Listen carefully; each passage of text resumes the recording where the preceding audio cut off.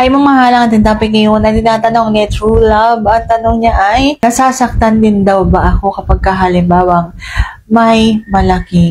So, ito pag-usapan for today's video. Interesado ka bang malaman kung nakakasagot, please keep on watching para bago yan. Kung bago ka pa lang sa akin channel, please consider to like this video and subscribe my channel.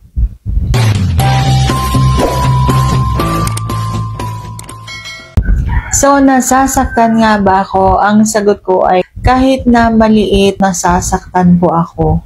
Opo, kailangan po kahit na may maliit kayo o may malaki kayo, huwag niyong bibiglain. Lalo na kung halimbawa ang isang babae ay nanganak na. Opo, kasi kapag halimbawang nanganak na, may tahi na po yan. Okay, so masakit po doon sa may bandang natahian kahit na matagal ng panahon na naghilom yung kanyang sugat. Kaya wag pong bigla, dapat po pagbabasain mo muna. Dapat yung gustong-gusto na niya, kasi kung hindi, masasaktan po siya. So, sana sagot ko ng tamang itanong. And if you like this video, please consider to like this video and subscribe my channel.